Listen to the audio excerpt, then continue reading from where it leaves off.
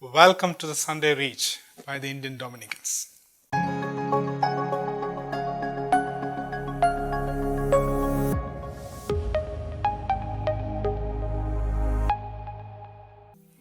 Dear brothers and sisters, we are on the fourth Sunday of the season of Advent, and we have come very close to the celebration of Christmas.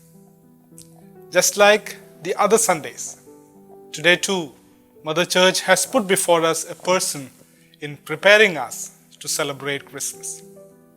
That person is our Blessed Mother. No one else can help us so well except the Mother of our Lord, since we are preparing for the coming of her Son.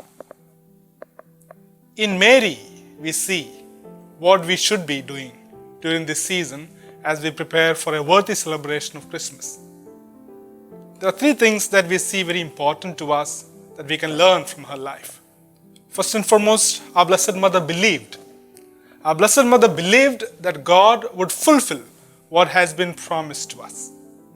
That is why Blessed Elizabeth, in the last verse of the Gospel today says, "Blessed are you who believed that what was spoken to you by the Lord would be fulfilled."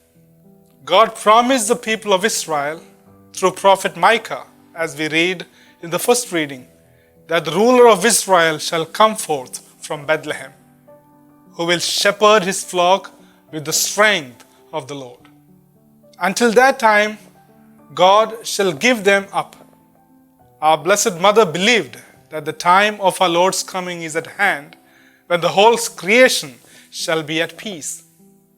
She knew that without the coming of the Lord to take charge of us, the situation of her people would be bad. Yes, it is true. Without the Messiah, we are given up, given over to sin and to our own fruitless and self-destructive tendencies.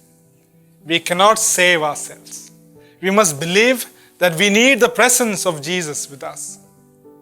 Hence, the celebration of Christmas is not merely a commemoration of the birth of our Lord, which happened a long time ago, but a continuing presence of our Lord who knocks at our doors of our hearts to enter in, and who wants us to lift us up from our pitiful situations.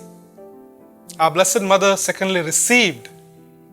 Our Blessed Mother's belief about the need of the coming of Messiah led her to receive him in her womb. Pope Francis says that on the spiritual level, Mary accepts the grace and corresponds to it with faith. And on the physical level, she receives the power of the Holy Spirit and then gives flesh and blood to the Son of God who forms within her. St. Augustine therefore says, Mary conceived in her heart before her womb. Our Blessed Mother urges us, her children, to receive Jesus like her in our heart first. We might prepare the best crib in the world.